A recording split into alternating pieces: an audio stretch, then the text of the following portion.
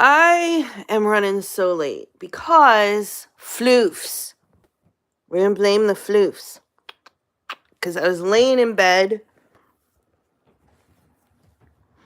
and the floofs, both of the floofs, sealed me in. Came up and they were like, we want to take over your blanket. And they sealed me in.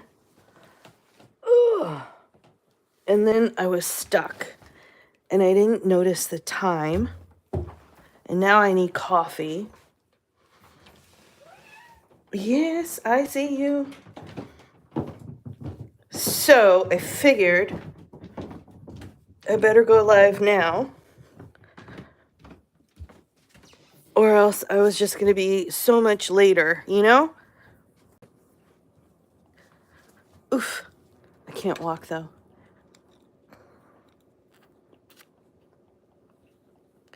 Laura! Good morning, Laura. How are you? I need coffee.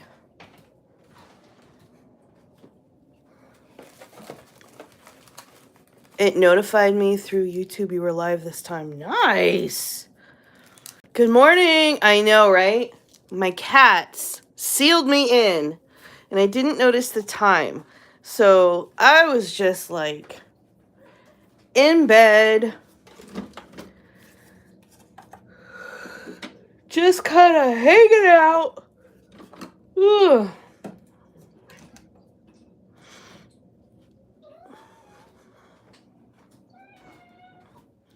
You have food.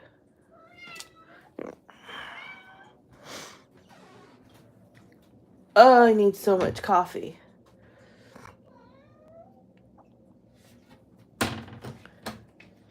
Getting ready to go shopping, enjoying the silence. Nice.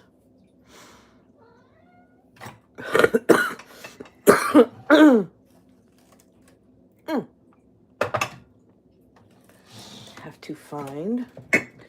I'm going to do Purgatory Cup. Yeah? I'm going to yell at Steven.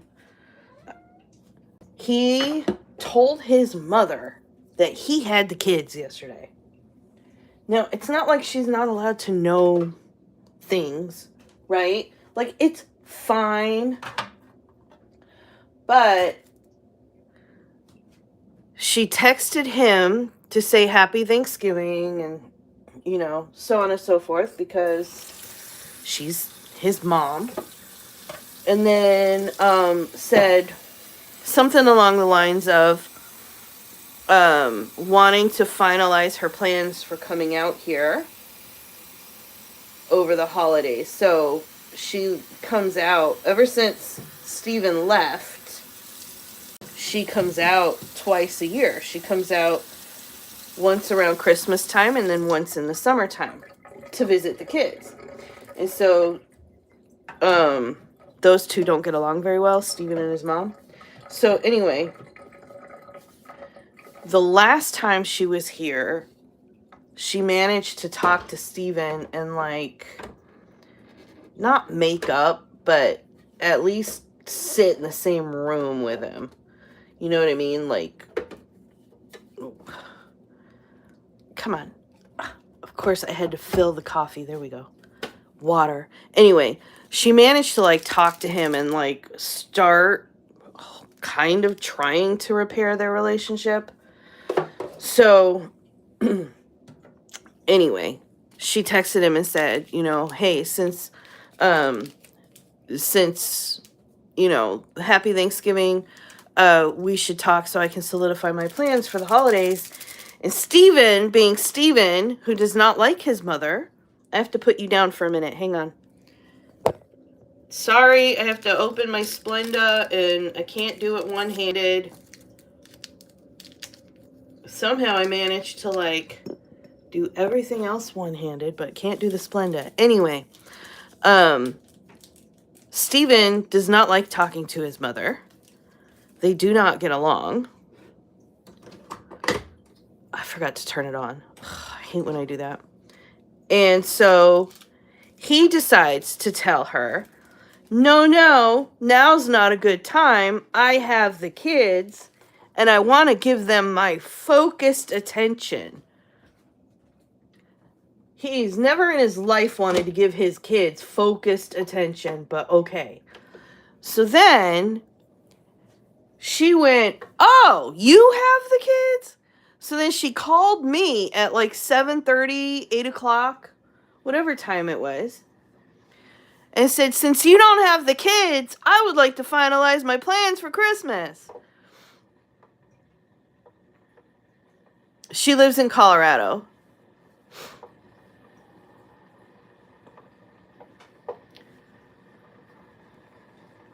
So, anyway, yeah, so I ended up, like, I just wanted to watch the rest of Fear the Walking Dead. I am a mess. And I couldn't even do that until she was done talking at like 11 o'clock. And I'm not kidding, it really was like 11 o'clock. And I know it was 11 o'clock because my plant shut off. So I have a hydroponic plant. Hang on, let me get coffee and I'll show you.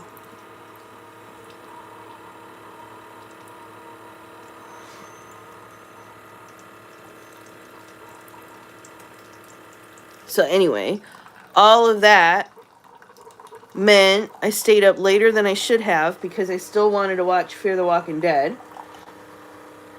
So then this morning, when the cats came and started snuggling and they sealed me in, I just let them.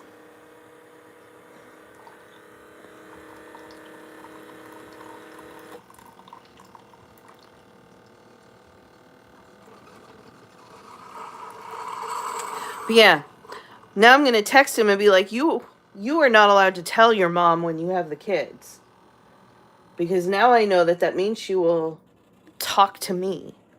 And it's not like we don't get along, but her making plans with me always ends up being something along the lines of, well, we have to cover this with Steven, but...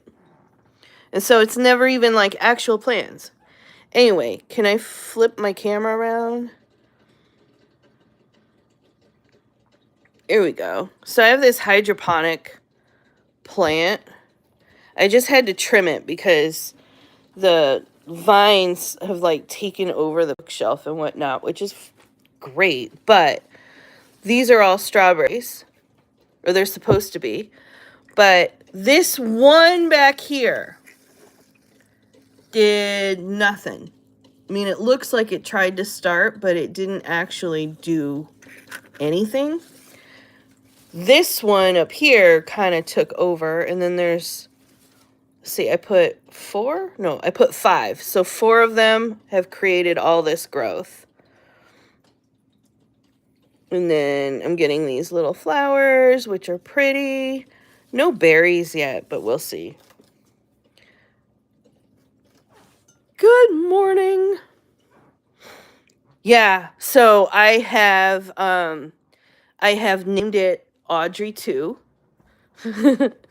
Because it's just kind of taken over the whole shelf and everything. Anyway, so that hydroponic plant, the planter is on a timer. So it turns on at 7 in the morning. Oops. And then it turns off at 11 o'clock at night. So that's how I know that she kept me on the phone past 11, because I saw the light turn off and I was like, I have to go. We've been talking for way too long now. I don't even like being up past like 8 o'clock. This woman had me on the phone. All because she wanted to like solidify plans for her coming out here. And again, she couldn't solidify anything except to tell me all the things that she's thinking about, you know? Okay.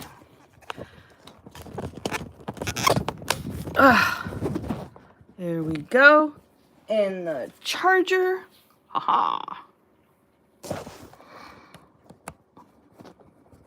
Suddenly Seymour. Okay.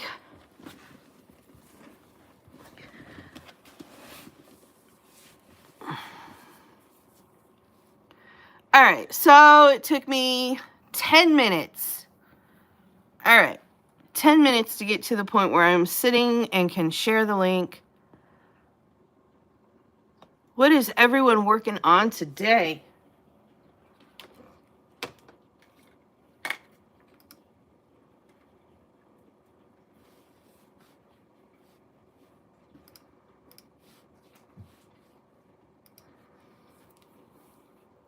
I don't like staying up past 10:30. I just get tired and cranky afterwards. Yeah, I don't like staying up past 8, honestly.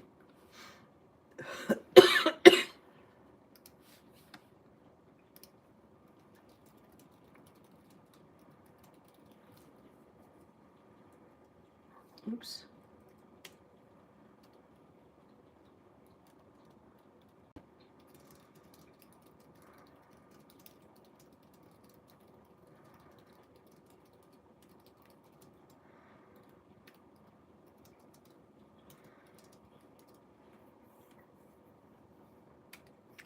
Ooh, y'all should know, because y'all are my favorites. So, one of the things that TikTok did is TikTok invited me to series. Now, when they first launched series is like premium content, but it's not a subscription based. So, like, you can go to certain creators and look and see what they have, like, for a series, and you can purchase access to the series. They invited me when they first pulled it up, but I wasn't eligible because they said, no, this is only for people who have creator accounts. You have a business account, you can't do this. So I was like, well, all right, whatever. But now they're either switching it or they're whatever, but they invited me again, and I was like, you said I wasn't eligible because I have a business account, and I'm not willing to switch off my business account just so I can do a series. It doesn't make any sense. And they said, well, no, now you can do it with a business account. So I started putting one together last night on how to build your author platform. But I get to choose special pricing for the first 100 people who sign up for it. So obviously, as soon as I'm done putting all the videos in there, I'm going to let you know.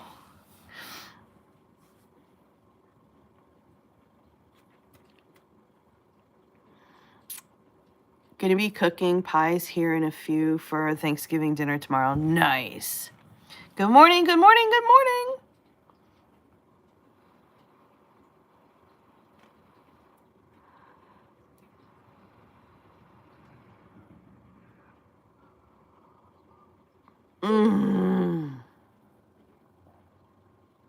I need a hair tie.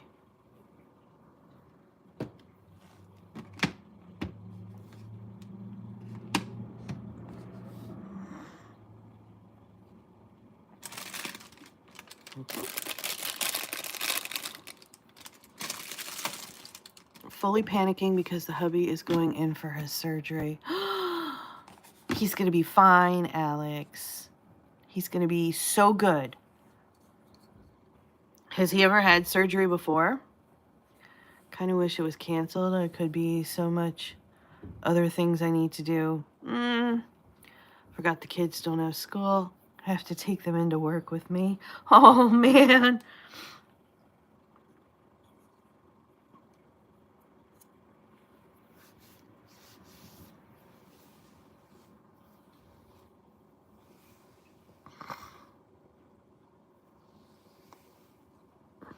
He hasn't. Okay, so that's one reason why you're so anxious. I mean, of the billions of reasons.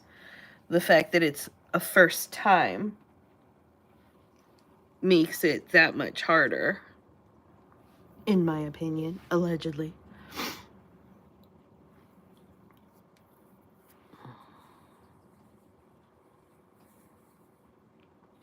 I'm so red. I know. I'm always red, y'all. But okay, so a few years ago, how this started, and actually, like, I don't know. I don't know. Anyway, So a few years ago in New Mexico, I had a friend who was part of this MLM company called Posh. It sell skincare. It was luxury skincare. Anyway, she was doing some party on Facebook and had asked me if I would go, and I said yes. And through the party, she convinced me to try some face mask. So I was like, okay, I'll try it. So I put the face mask on, and it burned. Like, it hurt a lot. So I I messaged her, and she said, no, it's supposed to make everything feel really hot, because it's, opening up your blood vessels and blah, blah, blah. And I said, okay. So I left it on and then rinsed it off the way I was supposed to. And then I had this circle around my face. Like, Piper made fun of me because I had this circle around my face. And messaged her again, and I was like, no, look at this. And I sent her photos, and I was like, this is weird. I've never had a face mask do this before. And she same thing. She's like, yeah, it's supposed to do that because it drew all the blood to the surface and this, that, and the other thing, and healing and blah, blah, blah. And I said, okay, whatever. I don't know jack about skincare. Like, okay, whatever. So a week later, it was still super red in this circle. And I was like, no. So I went to the doctor, who was like, no, this is a chemical burn. Like, no. So ever since then, my face has always had this like perma red circle around it. And like, I'll get these like little dots here or there, like this is like an itch, and sometimes I'll get, something else. But this is like, that's where the face mask was. It has never gone away. Now, the doctor said it should go away like after several months, but this was years ago. This was like 5 years ago, and it never went away. So my face has been like really super sensitive ever since. And like, not all of it. I don't think I can blame like this on that peel. Like, I'm pretty sure I would be red here anyway, just aging and rosacea and whatever. But yeah, the circle, that's why on TikTok I always use the blur, because it grabs my attention. I don't like it. Scary part is waiting for the surgery to be done. It will feel like a blink for him, but forever for you. Yeah.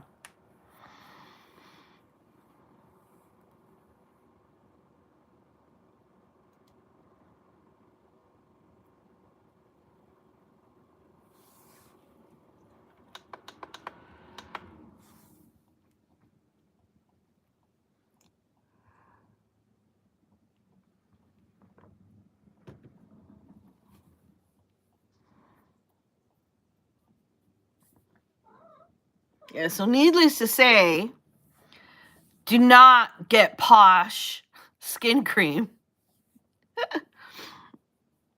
Like, I cannot in good conscience ever tell anyone to try them.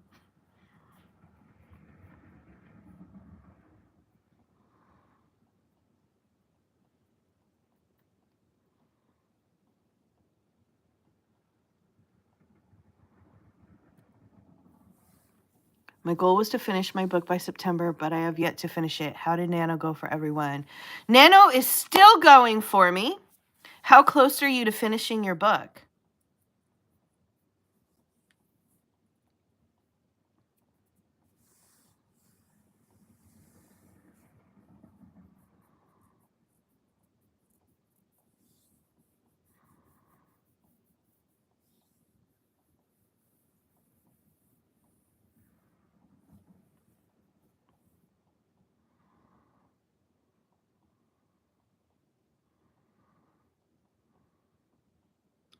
Characters have revolted and said, instead of almost done, I'm only halfway there. I'm sorry. But yay for halfway done.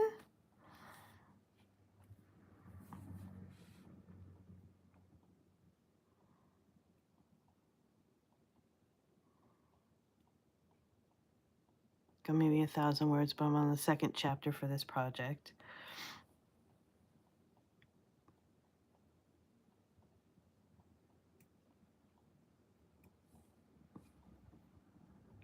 Yeah, sometimes those characters just get wild ideas and then they have to act them out. Really not sure that it will be finished anytime soon myself. There are just so many things going on right now. Yeah. 144 or 156,000. They are super rude to me, but I love them and just want to give them the story they deserve. So I'm trying to go with it for now. Yeah.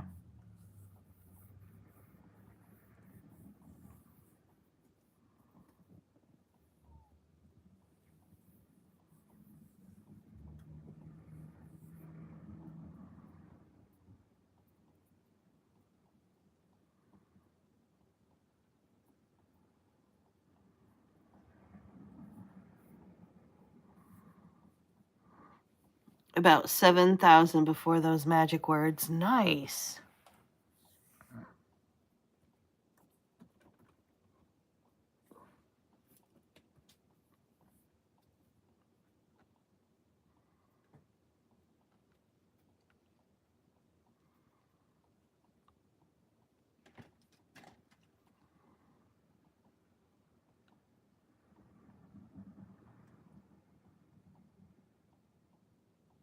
Oh, 144 of the 156. Should get another of the novella done today. Promise finishing on time is okay as long as you at least finish the draft. Yeah. And honestly, you're not actually under any kind of deadline. Like, this is where, unless you are under a deadline, but this is where, like, if an editor has told you, hey, get this done by such and such time, then fine.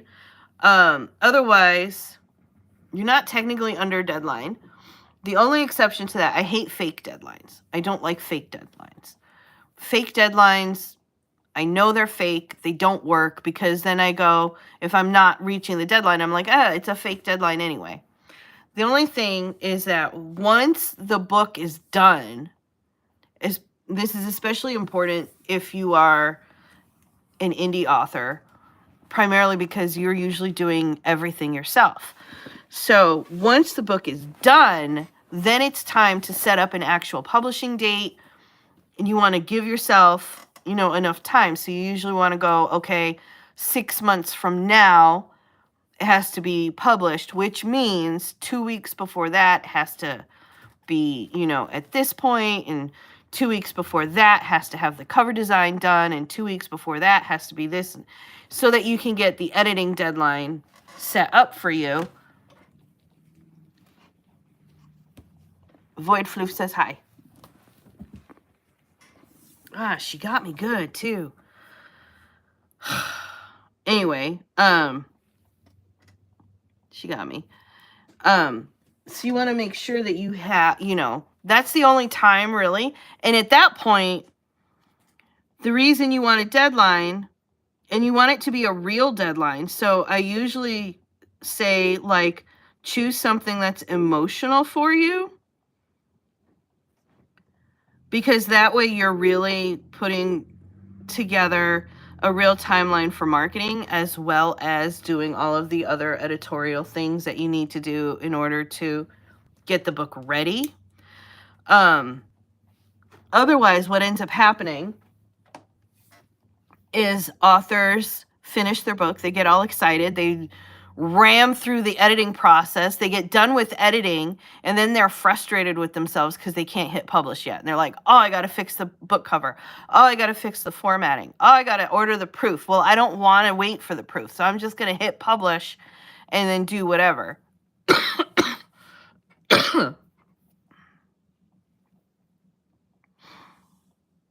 Hope you are well. What are your thoughts on publishing, whether traditional or a memoir under a pen name? Well, okay, so hold on. I need a Band-Aid because my cat skewered me And I'm bleeding on the knuckle. Anyway, so memoirs are tricky. It really does depend on the type of memoir that you're doing and what it's going to cover. One thing to keep in mind, if you're doing the pen name because you're trying to retain anonymity or whatever, is you have to think about the other people that you're including in the book, because a lot of times authors want anonymity, so they use the pen name, but then you can change names, but names isn't enough, or names isn't always enough. You have to change the likeness and everything else. So if you're talking about your brother, then in the book, it's split into two people, and one of them's your cousin, and the other one's a coworker, and they're two different genders, and you know, you have to really get the benefit of the anonymity. You have to, like, anything that would be public knowledge, you have to change, because otherwise it's just all there is to it. Like, anyone can still figure it out. If it is about sharing your life story, then the pen name, if you're going to do it under a pen name, just don't do the memoir. Instead, do more, you know, a fictionalized telling of your story, where you can change certain aspects and, you know, add in completely different things for dramatic effect and whatnot. Now, if it's a memoir that's based on, like, teaching something, because, like, you can have, you know, sometimes there's memoirs that are like, how I built a business out of nothing, right? Or whatever, how I changed my mindset around money. Those kinds of memoirs, the name doesn't matter anyway. You can have it under a pen name or not. It doesn't matter, because no one's buying those books for the author. They're buying the books because they want to learn how to change their mindset about money, or whatever the case is. So in those cases, like, it's fine. But in most other cases, really dig deep into why you want to use a pen name, because chances are it's not going to do what you're hoping for it to do.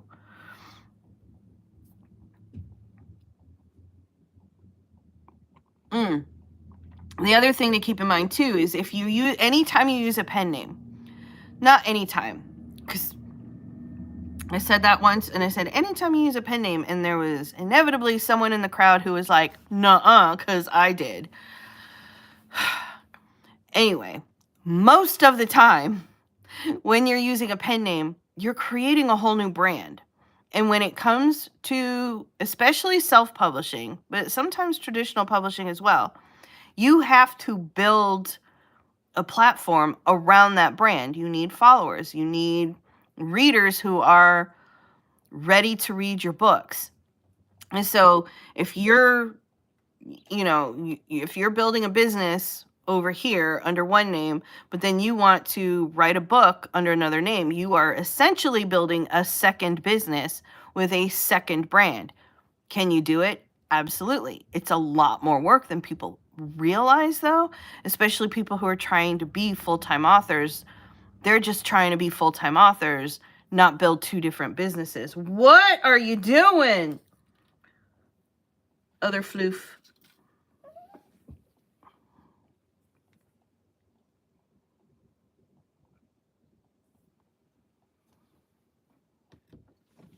The floofs seem mad at me. Like, I got out of bed and now they're just like, oh, we were comfortable.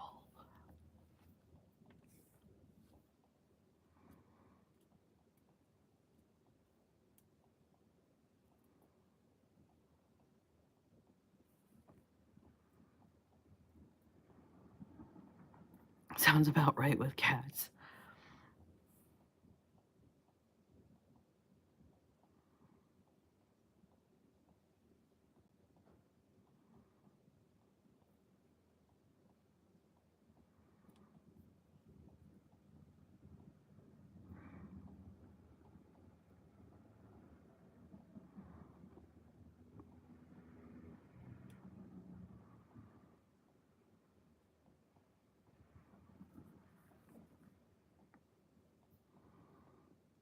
What are you doing?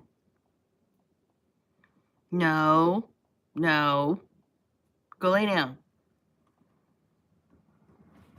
Ah, seriously, you two. What's the matter with you? They yanked the charger right out of my phone. Go fight somewhere else.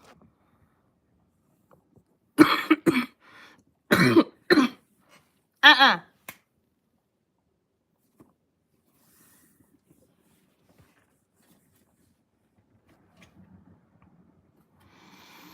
Thank you for offering your insight. Still not sure what route I'm going to go, but I'll definitely keep in mind what you said. Oh, you are so welcome. And yeah, pen names are not an easy subject. I mean, they are, but they're not all that easy. The biggest thing you have to keep in mind, besides the fact that you're building a brand and therefore like building a whole business around a pen name, the other thing to keep in mind is anything else on the legal side is still done with your name. So traditional publishing, the contract, the book deal, all of that is still going to be under your name. Indie publishing, your payments, your royalties, everything on the back end of whatever publishing platform you're using, whether it be KDP or Ingram Spark or whatever, that's still going to be under your name. So there's always a digital paper trail back to you. So if you are trying to use a pen name because you want anonymity, and you want anonymity because of safety reasons, make sure you're safe first, because there's always a digital trail. Make sure you're safe first. Then go and do your things. But if you just want to use it, like sometimes people just want to do it because, their name is hard to remember or hard to spell, or it's the same as another famous person that they want to be different, or whatever the case may be, where it really doesn't matter if someone finds them, then by all means go have a blast. But if it's for safety reasons, it's not 100% guaranteed. Make sure you're safe first.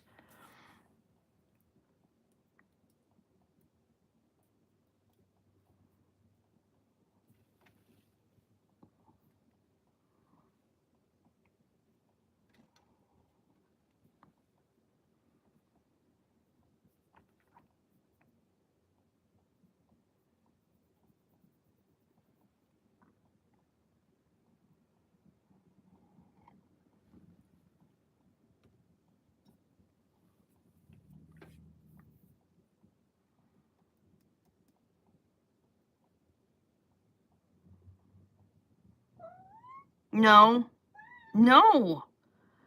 You're done on my lap for a few minutes, okay? Go do a thing.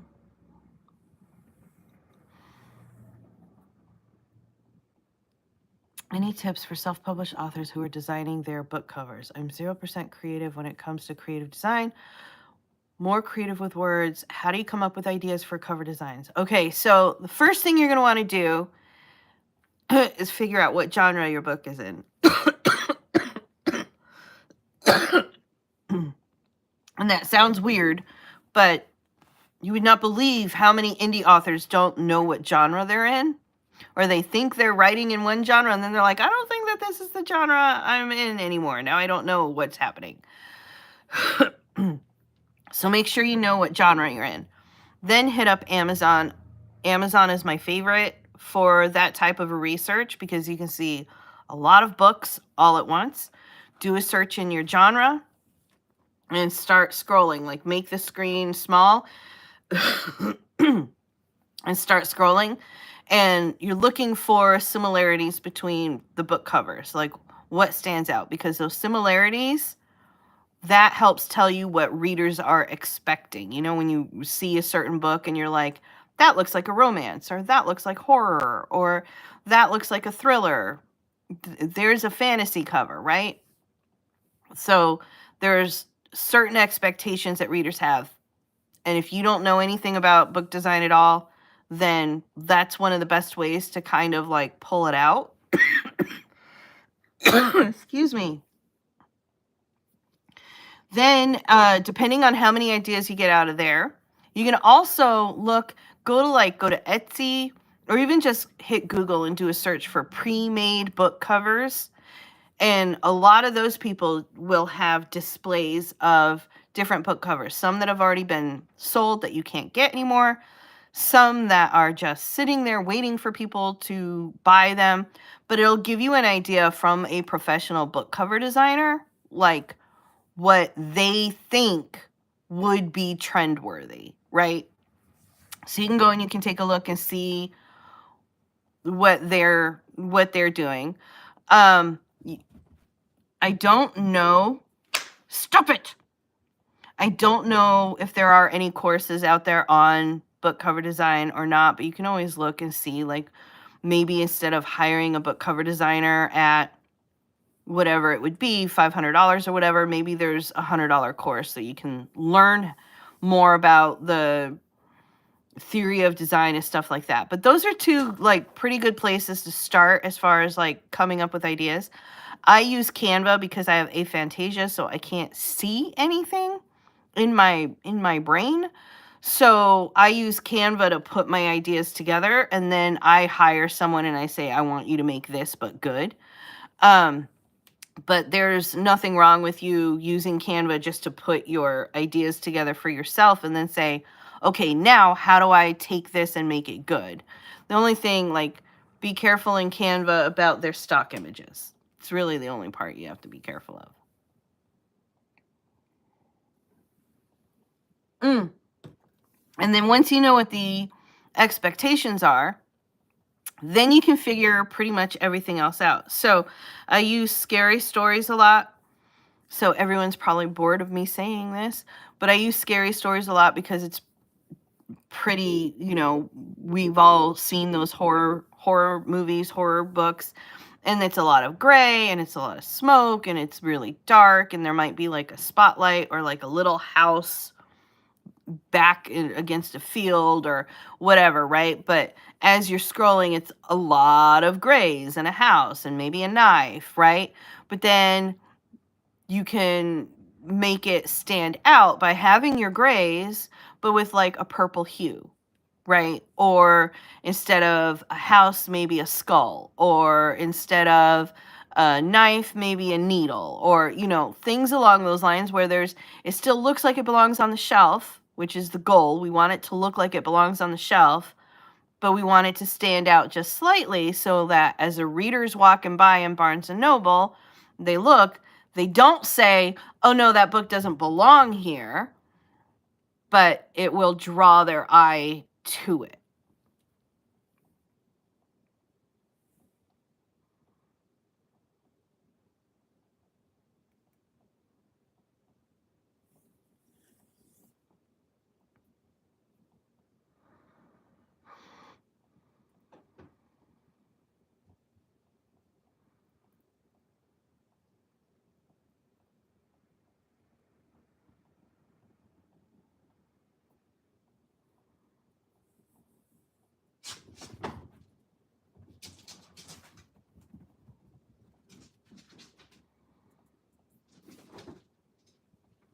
Now my cats are zooming.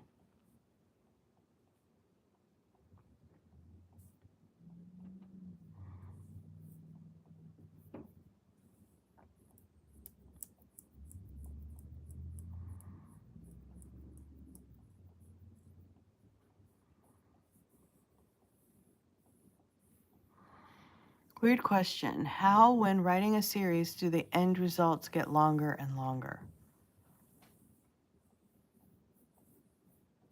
Morning zooms. What do you mean by the end results?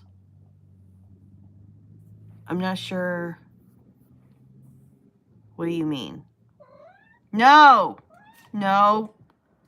Especially when you two have the zoomies. Go away. Go zoom elsewhere. Each book is longer than the last. Oh, because you are pantsing your way through a series.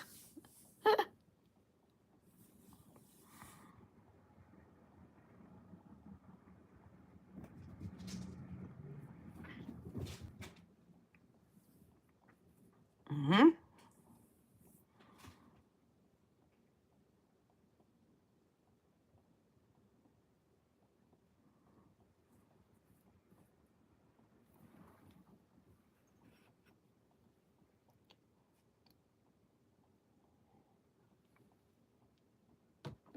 Could you two go Zoom elsewhere? Now they're stalking each other. Go away. I feel like mine will be the opposite, maybe. Well, so Sabrina, your series, and I'm not even sure if it's a whole complete series or if it's just a duology or whatever, but you wrote it first as one book that you are now splitting up because you're like, okay, this is too long. I need to go ahead and split it. So you can split it wherever you want and then add in the elements and the transitions and the hooks and the cliffhangers the way that you want. So you can have it shorter or whatever, wherever you want it. You can make them even, so on and so forth.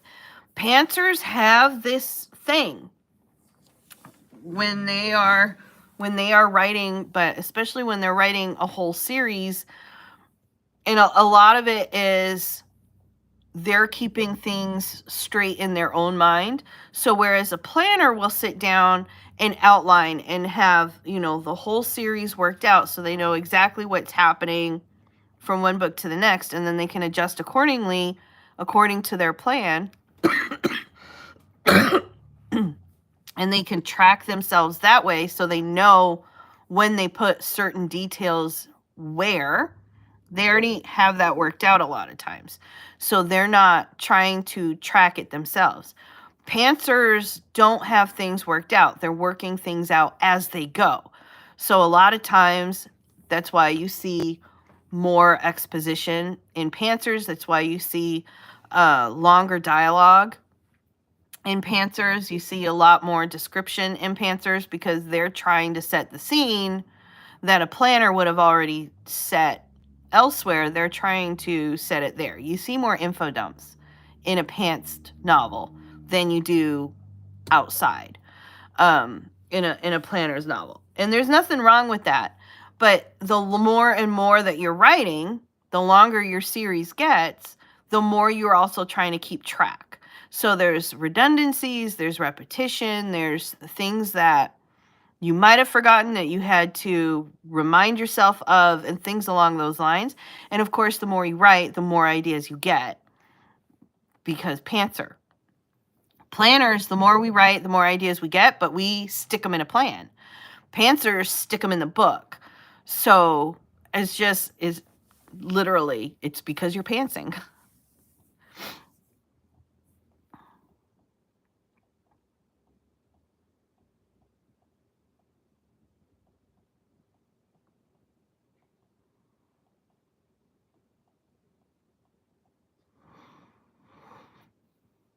This is just how they got started.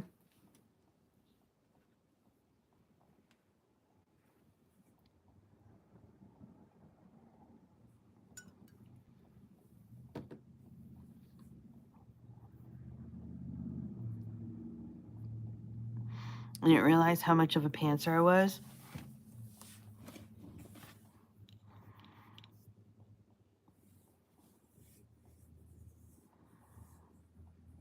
I think everyone's on the spectrum somewhere. That spectrum. Like I don't view it as you're either a pantser or a planner or even the plantser. I mean, I use those terms because that's what people use and associate. But I know a lot of planners who don't outline. And a lot of people think, oh, planning equals outline. And so if I don't outline, that must mean I'm a pantser. And it's like an either or with them. But I know plenty of people who do a lot of planning.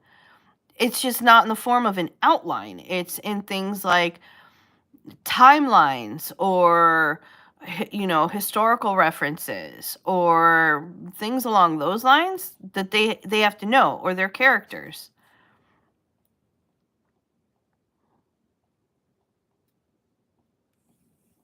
Get a surprise when the characters drop an Easter egg.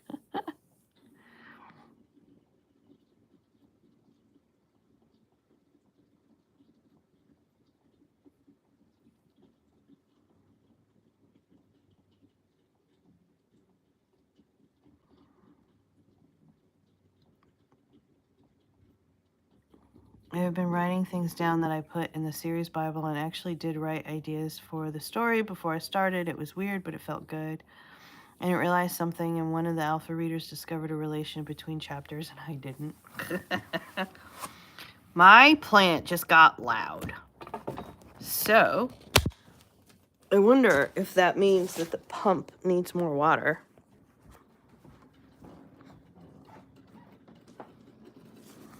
Like, this thing is not usually this loud. Oh, yeah, you need water. I may have to go because my cats are zooming. Where's my... Oh, yeah. Oh, my God, you two.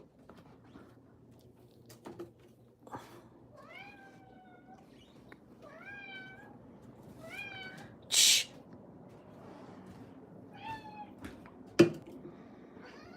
Wait.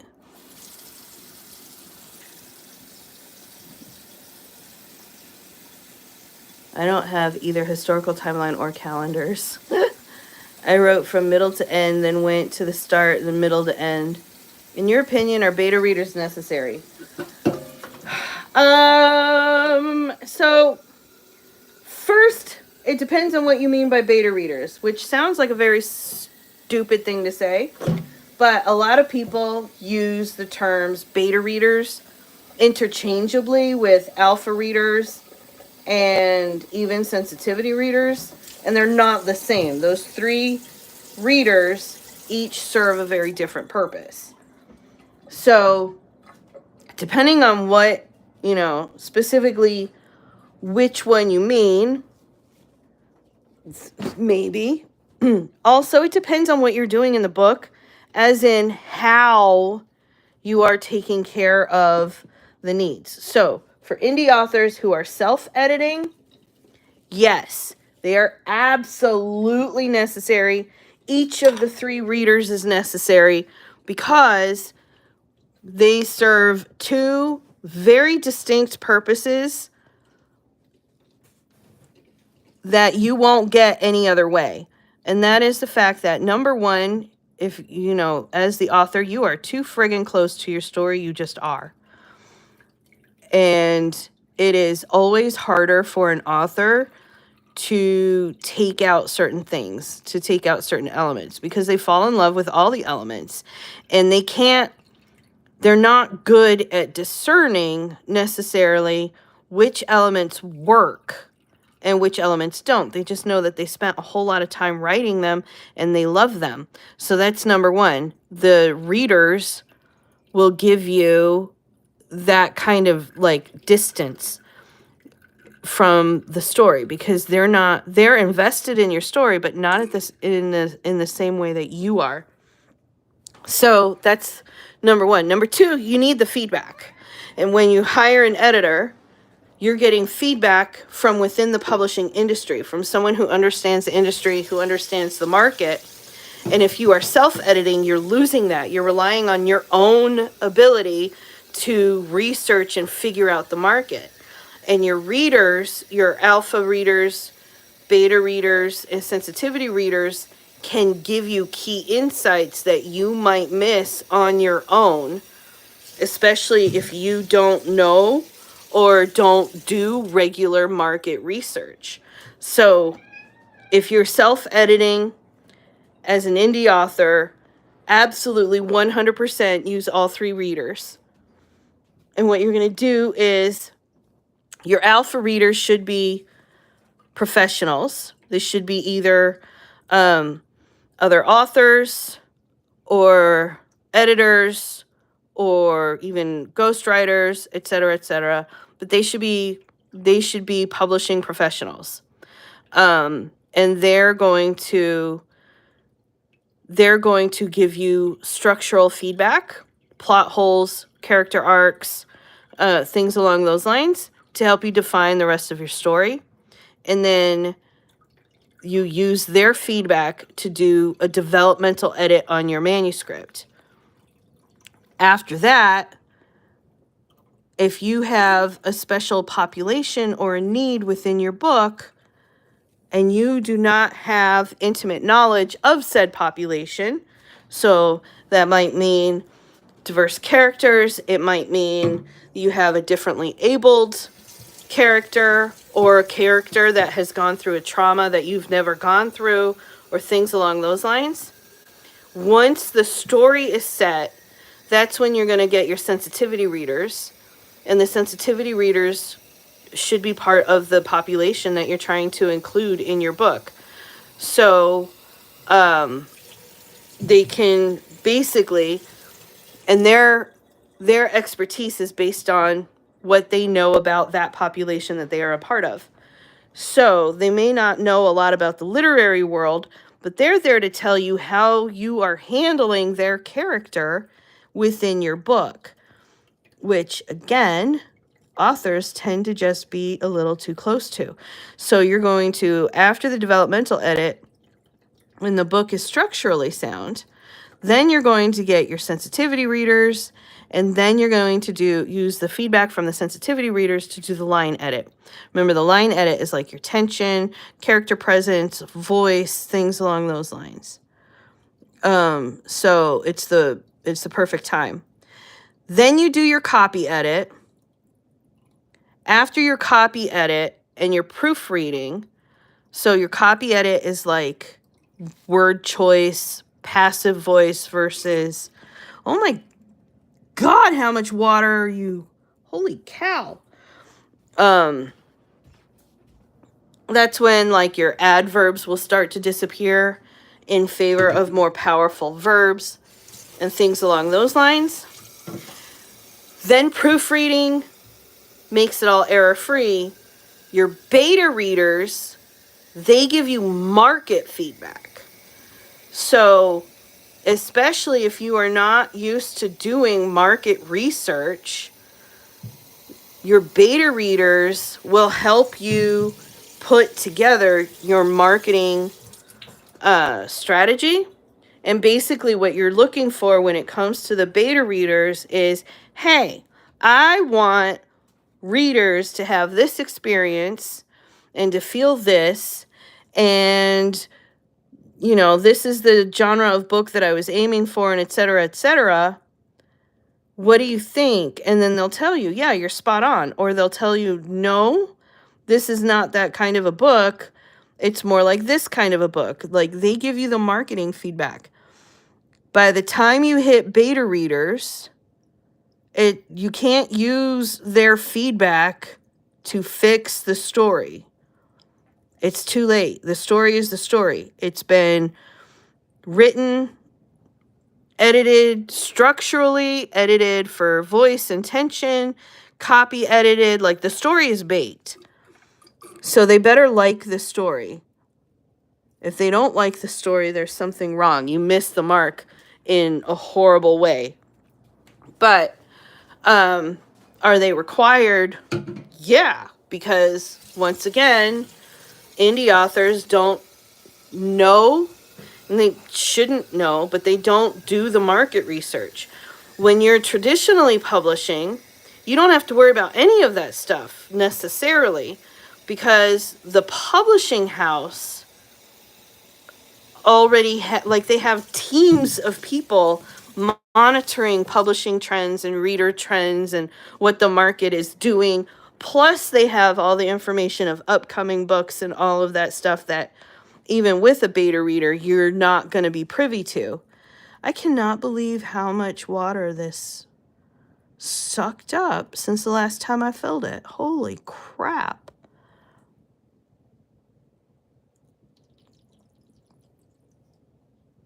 Oop, oop, oop. There we go. Jeez. How many times did I fill this up? I don't know. It's a 1 liter water pot thingy. Watering can. Forgot the word.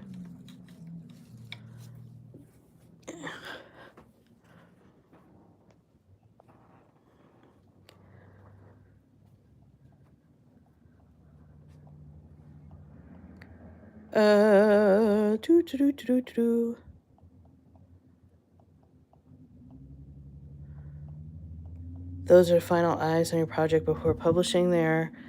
What would be your, right. So yeah, your beta readers are your audience. Absolutely. So they're going to tell you what your audience, they're going to tell you, you ever see those reviews where it's like, I thought the book was going to be about this, but it's not. That person did not understand their market, and they either released a book to the wrong market or told the wrong market about their book. You know what I mean? Like they wrote a book that was YA and then tried to sell it to a horror audience or something. But they messed up in their market. That's what that means, which means either they don't understand their market, so they don't know how to get in front of their market, and they were basically going, I'll just tell my friends and family, which is fine. Tell your friends and family. However, if you don't understand your market, then you don't know how to get in front of the people who are actually going to buy and enjoy your book outside of friends and family.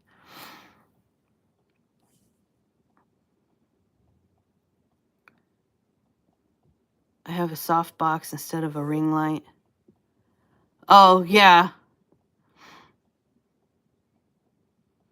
Remember, I used to have the ring light. I had a big ring light right here, and the phone sat in the middle of it, and it was nice, but it always looked like aliens across my glasses. It's happening to me with my alpha readers. I'm too close to my story that I'm missing emotions or details that my alphas are picking up, which is fantastic. I've never heard the term alpha readers before. I always hear authors on YouTube saying beta readers. Yeah, a lot of people use the terms interchangeably, which is why I always have to start with it depends on what you're actually trying to do. A lot of people just say beta reader to mean anyone who reads your book before it's published. But depending on the type of feedback that you want, there really is a big difference, because your alpha readers, you want the industry knowledge. Alpha readers, you want them to be able to pick up on the plot holes. You want them to be able to pick up on a character arc, relationships, things along those lines, which means they need to be some sort of publishing expert, publishing member, like either they're an author who's done this, or they're an editor, or they work at a publishing house or something along those lines. Or even if they're not like a published author, maybe they're, a ghostwriter or a book editor, or they've been just writing for a long time, even author assistants, like anyone within the industry who has knowledge of the industry and storytelling. That's what you want for an alpha reader, regardless. I mean, hopefully they also like the genre, but their love of the genre is secondary to their ability to tell a story. Whereas beta readers, because it's all market feedback, they don't have to know how to tell a story. They don't have to know how to write a book or what goes into a book. They just have to know what they would normally expect out of the book, and then let you know whether or not you met those expectations. How do you find readers, and how much does it usually cost? Okay, so typically, excuse me, I'm sorry. Typically, those readers do not cost you anything. The best place to find them is start marketing yourself and building a fandom, and then use the fandom for your readership. So you're going, especially for the beta reading, but you use your fandom, you're marketing, you're talking about your book, you're talking about other books in the genre.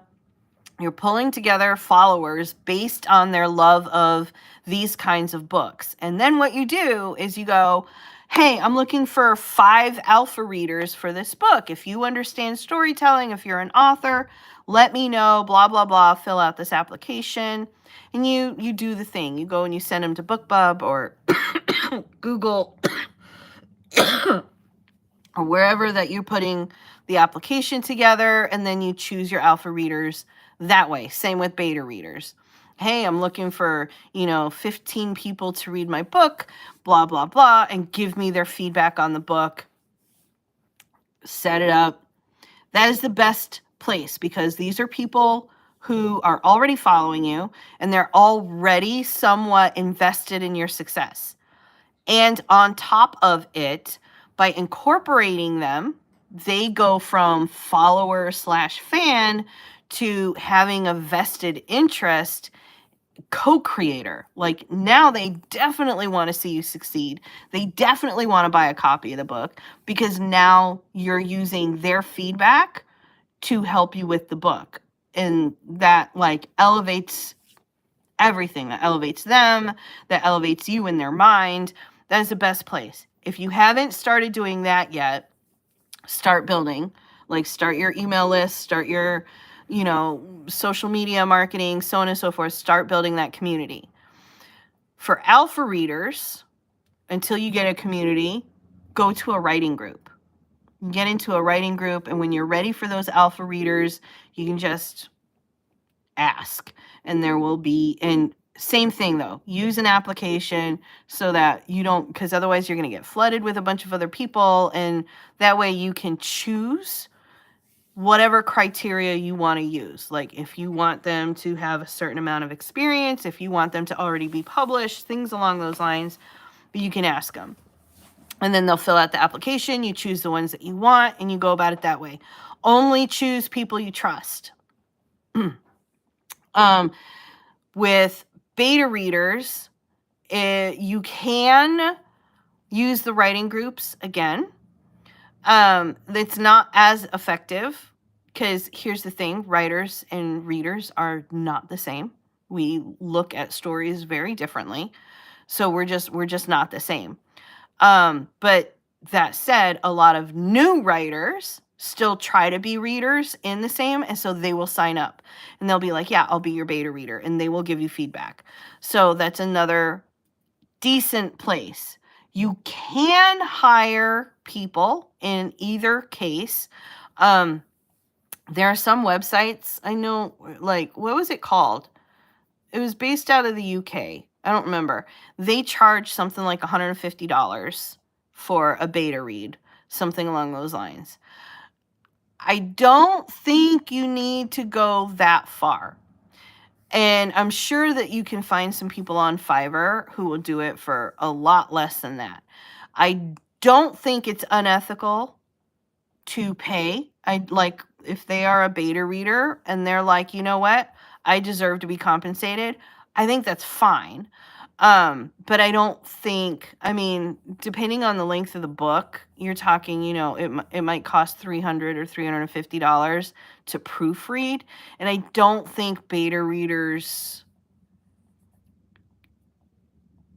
I don't think you need to be paying beta readers as much as you would pay a proofreader because they're not there to give you feedback on your errors. They're there to give you market reaction. And that requires time because they have to read. So it's not like they're doing nothing, but they're not actively doing work on it either. So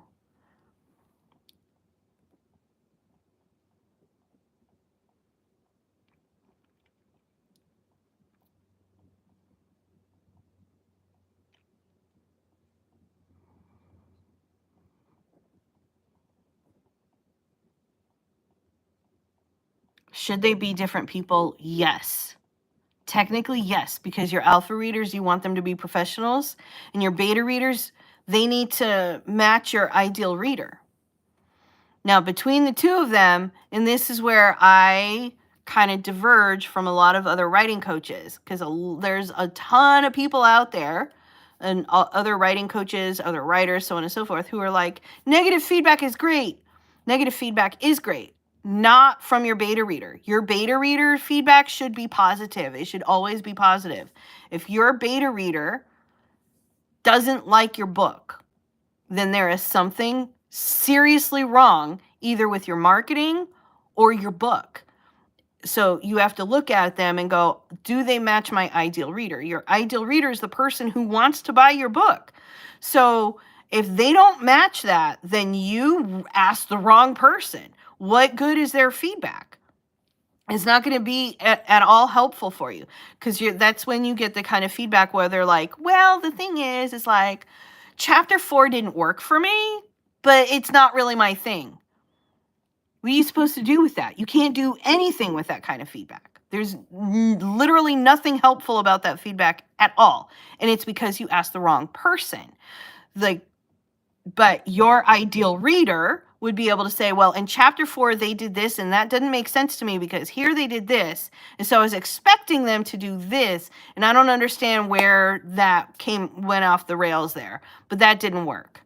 Like, it didn't work with the story. It knocked it out of the genre, so on and so forth. They'll be able to tell you specifically what was wrong. They won't be able to tell you how to fix it because they're not storytellers, but they can tell you what went wrong and why it no longer met their expectations. And that's what you want out of a beta reader. Beta readers should like your book, though.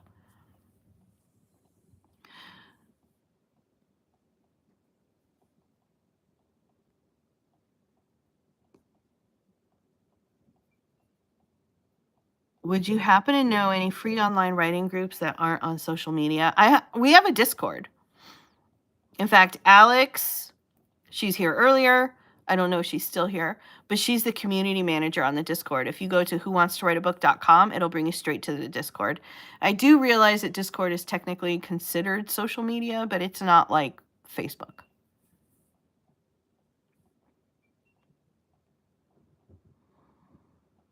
If you traditionally publish, you don't have to worry about beta, alpha, etc. Correct. You do not have to. Alex, you are here. Yes.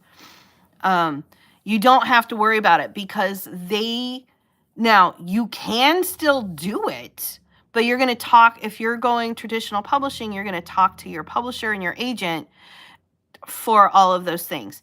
And you don't have to do it because they've got their own professionals.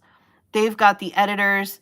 They're hiring those people. So you don't have to worry about the creation of the distance and the feedback and whatnot. And they're already monitoring all of the trends and everything, so they understand the market. You don't have to worry as much about that. However, sometimes there are promotional activities that can use beta reading and or ARC reviewers, things along those lines. So you're going to want to coordinate with your agent, your editor, etc., on whether or not you're going to want some form of reader before the book comes out. But it's not the same importance. It's not the same level as if you're an indie author playing a video game.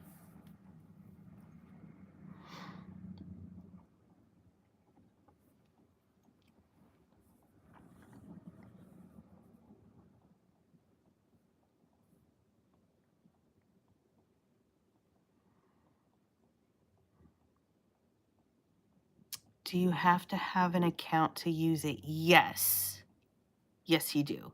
And when you go to Discord, like when you go to the invitation, it's just whowantstowriteabook.com. It'll take you to the invitation. It'll say, you've been invited to join this Discord, blah, blah, blah. And you have to, you'll be able to sign up right there using, I think it's just your email. You might also be able to use Google, but I think it's just your email account.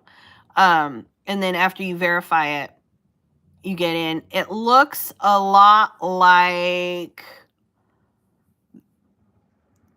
Slack or like the old IRC channels. Do you remember the old IRC chats they used to be able to do? I don't know if they're still around or not. It looks very much like that, though.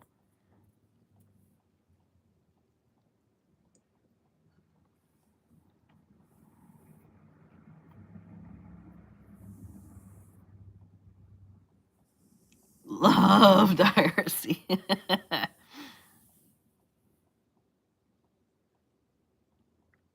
Does your Discord group allow various genres? Absolutely.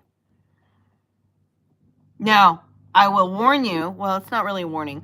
Most of the authors on the Discord write some form of romance, dark romance, romantic fantasy, paranormal romance, something along those lines. That seems to be the majority on there right now. But it's open to everyone. However, well, this probably wouldn't bother you, but we work very hard to keep it a safe space for everyone. It's, it's pro LGBTQIA plus. It is the minimum. I think the youngest person there is 15. I think. So, watch your mouth. Basically, be respectful, be kind. It's inclusive in all aspects. So, other than that, though, we strive, and Alex does a friggin' amazing job of keeping it a safe space for everyone. She knows exactly, and she pretty much has permission to ban anyone. Like, she still comes to me and says, hey, this person is giving, a hard time, a blah, blah, blah. And I'm like, okay, well, but, you don't have to report to me. You can just ban. If they're rubbing you the wrong way, you can rub them right out. Like, leaks don't work on YouTube, no. I'll put it I think it's in the description of this video, but it may not show up until after I end the live. Pretty sure. If not, then I know it's in some of the other ones. We are about the author, not really the genre. Yeah. Yeah, Alex doesn't want to be mean, but she has permission to be mean. And in my mind, if you're banning a bully, then that's not mean. You're protecting the community. But anyway. Yeah, assuming I have not seen them either. But they were, well, they're in school, right? Because they were 15. They were struggling, though. It's like their last year or 2 years in school or something. It is on the description. Yeah, I thought so. I think there's some kind of bot that would allow you to put it in the chat. I've seen streamers with links on YouTube. It's in the description. I'll figure it out someday. I'm sure you're right. I just don't think that that's like with this setup where I'm just on my phone and vertical.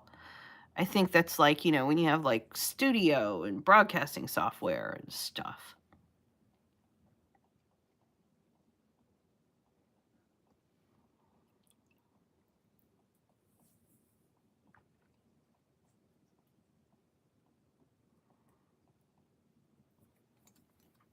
I mean, what happens if I go mute microphone? Interesting.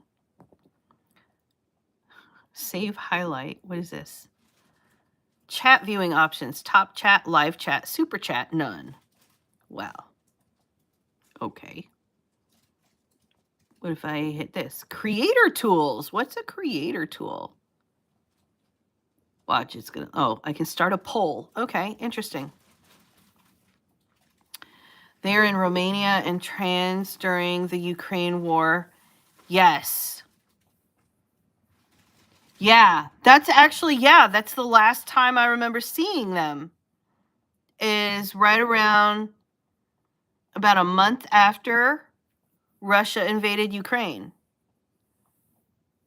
Can you clarify a difference between alpha readers and beta readers? Sorry, I'm still trying to understand the difference. Okay, so alpha readers and beta readers comes down to the type of feedback you're going to get from them. So an alpha reader is usually someone within the publishing industry. Think editor, think ghostwriter, think other author, other writer, another storyteller, screenwriter, etc. Someone professional within the publishing industry who can give you, like, their kind of feedback is a more editorial feedback. They're the ones who are commenting on your plot holes, character development, plot development, theme, things along those lines. So their opinions are, and their feedback is based on their storytelling ability, their expertise in the story. So it's much more functional in that sense. So it doesn't quite necessarily matter what kind of book they normally read. For example, they might read a lot of thriller but not really care for paranormal, but they could still give you alpha feedback on a paranormal novel because they understand storytelling and they understand what, what a good character is, or things along those lines. It's not based on their feeling, it's based on their expertise. Beta readers are at the end of the process. Oh, and alpha readers come at the beginning of the process, of the editorial process. So you finish writing, you give yourself a break, you do some self-editing, and then boom, alpha readers before you do the developmental edit. Regardless of whether or not you're doing the developmental edit yourself or if you're hiring someone to do the developmental edit, the alpha readers are giving you structural feedback on the story and the development of the story. So their feedback is important at the very beginning. Beta readers, they get the story before it's published, but after it's proofread. So you've gone through the alpha feedback, the developmental edit, the line edit, the copy edit, and the proofreading. And now they get basically all that's between you and publishing is that they're getting it pre-formatted, and that's it. So the copy that the beta reader is getting is really close to what is being published. But their feedback is market feedback. It's, basically you're telling them, you're saying, okay, well, this is my blurb and this is what I've got so far for the book. And this is the kind of reader experience that I want. And this is the genre. Can you read the book and let me know what you think? And then they're going to tell you, like, yes, this is exactly what that book is. And I love it and blah, blah, blah. And they better love it because it's too late to fix the story. If they don't love it, you asked the wrong person, or you really screwed up in your story and you did not, like, you missed something, all of the other steps where you could have fixed it, you missed it. So beta readers definitely should be loving your story. Otherwise you're asking the wrong person. But their feedback is basically that, like, yeah, this is a great romance and I love this. And they're going to show you how the market, how the public is going to react to your book.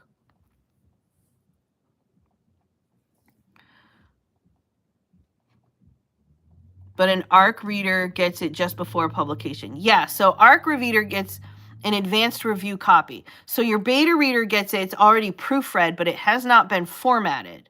So it's really close to what is being published, but it's not a publishable copy. Your ARC reviewer is getting, basically, now it's been formatted, the ISBN is there, the book cover is there, everything is there. You're just waiting to hit the publish button. Or maybe you've already scheduled the publish button. But an ARC reviewer is not giving you feedback. They're writing the first reviews. So now some people use beta readers for the ARC, and you can do that. That's why, again, choose people who you know are gonna like the book, who are your ideal reader, but also choose people that you trust. Because, like, one thing I hear other people talk about sometimes is, can you use an NDA? No, because if you use an NDA, then they can't write a review for your book. Like, you're telling them not to talk about your book, so don't do that. But an ARC reviewer gets it, like, on its way to publishing. So whereas a beta reader traditionally gets it after proofreading, but before formatting. So they might get, like, the normal chapter heads or whatever. The ARC reviewer is going to get the chapter heads that have the image and the page numbers and all of that stuff. And the purpose is not to give you feedback that will help you with your marketing strategy. Their purpose is to like light the fire, to be the first to talk about it publicly and give reviews on it. Is it a good idea or even possible to traditionally publish some books and then self-publish others? Yes. However, keep this in mind. Excuse me. Keep this in mind depending on how and when you're doing it. Okay. Traditional publishers are out to make money. Duh, right? They're businesses. They're out to make money. When they are making a decision on whether or not to represent you and whether or not to publish your book for you, there's a lot of things that go into that decision, all of which are designed for, am I going to make money? All of it. So some of it includes things like, how big is your author platform? Because if you have a really nice big author platform, you're probably going to be able to help sell a bunch of copies of your book. If that author platform is really engaged, excuse me, if that author platform is really engaged and every time you talk about something, people are clicking the links and they're talking about how much they love that book and et cetera, then even if it's not really big, but it's really highly engaged, then there is a good chance that when your book comes out, you will be able to sell it. If you have self-published a book, you are basically putting your sales on display. Book sales are public. They're public. It's not like it's not like heading to Facebook where you can only see half the information based on the likes, but you have to have admin access to see the actual analytics. It's not like that. Publishers use they use BookScan, which keeps track of book sales, and it's public knowledge. I mean, they pay for it, but it's public knowledge. Not to mention you've got sales ranks and everything else, the bestsellers lists.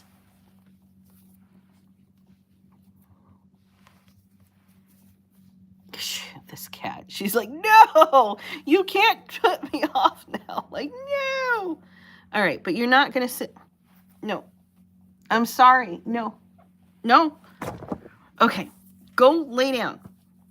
Anyway, so once you publish your book, now you are showing, because a lot of times a book publisher will look and they'll be like, well, they don't have a lot by way of author platform, but this story is really great. And we happen to know from our own market research the kind of demand. And, in their query, they talked about how they're growing and now they're growing at 5% a month and blah, blah, blah, blah, blah. So then it comes down to, let's give them the benefit of the doubt in that during the next 18 to 24 months while we're working on publishing their book, they can build their platform high enough to get sales. And or when we give them whatever resources, they'll be able to do some extra marketing and blah, blah, blah, right? There's a benefit of the doubt in there. When you've self-published, that becomes new data points for them to make their decision. So now they go and they look and they say, well, they self-published, but they didn't sell anything of that book. So even though they have a lot of followers, they have 5,000 followers, but they didn't actually sell anything. So they're not much help there. Now you can still get around it. There's still, again, everything's a data point and it all comes down to, are they going to make money? But every time you do something, that's a new data point for them. And there is no hiding it. There is no, well, I put the book out there just to see what would happen, but I didn't know what I was doing. It's still a data point. Doesn't matter. You put it out there without knowing what you were doing. Why would you do that? Like, it becomes a, you don't understand the market. If you don't understand the market, you can't sell your book. If you can't sell your book, we can't make money. So yes, you can do it, but keep in mind that every time you do it, you are providing information to a traditional book publisher that may or may not help you get published.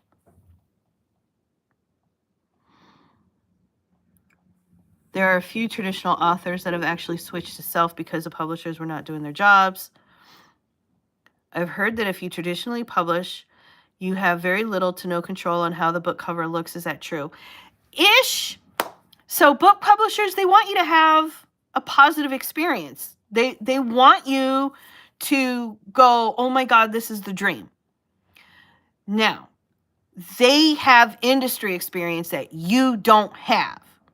They have knowledge you don't have. They have teams of people whose jobs it is to understand what will sell a book. All you did was write the book, right? So they're going to end up having the final say, but they want you happy. They want you to enjoy the experience. So they're going to try to collaborate with you as much as possible. And they're going to say, how do you see this? In the end, they will have final say. And if, depending on your ideas, if they are just too far out there, they're going to be like, well, you're not going to like this, but they're going to go out of their way to try to work with you because they don't want you to like sign a contract with them, get a book deal with them, because remember, they're trying to make money. If they give you a book deal and then you hightail it away from them and you don't come to them with your next book, and or you buy the rights back to your book, and or you badmouth them, they're not making money. They want you to enjoy the experience. They want you to achieve your dream because you achieving your dream will help them make money. So they're going to try. They will try. They will go to you and they will say, well, here's what we know about XYZ market. What are you looking at? How do you envision it? And they will try to put it all together in a way that everyone is happy. In the end, they do get final say. And the only thing, take solace in the fact that the reason they're taking final say has nothing to do with killing your creativity and everything to do with understanding the market and what sells books. They're doing the things you don't know how to do. Does that make sense? Because as an author, most authors do not do or understand the market until they've been in it for a long time, especially your first book, even your first 3 or 4 books. You just don't have the team and the money and the resources to have access to all the same information that a publishing house is going to have.